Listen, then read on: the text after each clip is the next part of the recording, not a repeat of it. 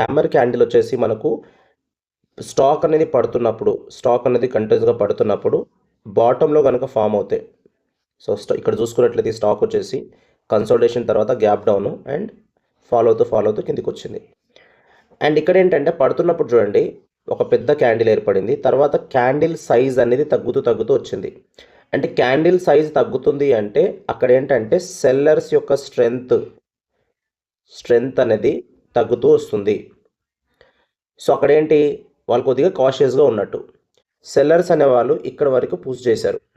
So దీన్ని మనము విక్ అంటాం. ఇక్కడ ఏదైతే కనిపిస్తుందో దీన్ని విక్ అంటాము. సో హ్యామర్ వచ్చేసి మనకు కొన్నిసార్లు అప్పర్ వీక్ ఉండొచ్చు, ఉండకపోవచ్చు. అప్పర్ వీక్ వచ్చి ఉన్నా కానీ మనకు నెగ్లిజిబుల్ అది. ఇలా ఉంటుంది హ్యామర్.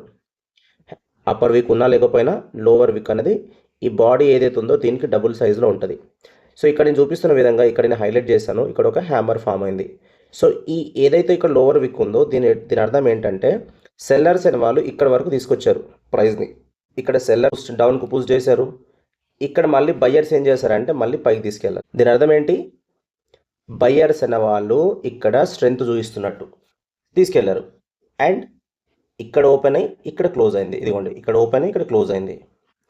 ఇప్పుడు దీంట్లో ఏంటంటే ఇలాంటి ఒక క్యాండిల్ స్టాక్ పడుతున్న తర్వాత పడుతుంది అండ్ ఒక సపోర్ట్ దగ్గర కనుక ఏర్పడితే నెక్స్ట్ డే దీనిపైన కనుక క్లోజ్ అవుతాయి, స్పెషల్లీ గ్యాప్ అప్ ఓపెన్ అయింది ఆర్ దీనిపైన ట్రేడ్ అవుతుంది, ఈ హ్యామర్ ఏదైతే ఉందో దీనిపైన కనుక ట్రేడ్ అవుతే అక్కడ మనం ఎంట్రీ తీసుకుంటామో దీని కింద ఏదైతే లోవర్ విక్ ఏదైతే ఉందో దాని కింద మనము స్టాప్ లాస్ అనేది పెడతాము. దీని మన యొక్క టార్గెట్ వచ్చేసి ఏముంటుంది అంటే నెక్స్ట్ రెసిస్టెన్స్ అనేది ఉంటుంది అన్నట్టు. సో 460. సో అలా ఉంటుంది. సో ఒకవేళ మీకు నచ్చితే లైక్, సబ్స్క్రైబ్, షేర్ చేయండి. So thank you so much.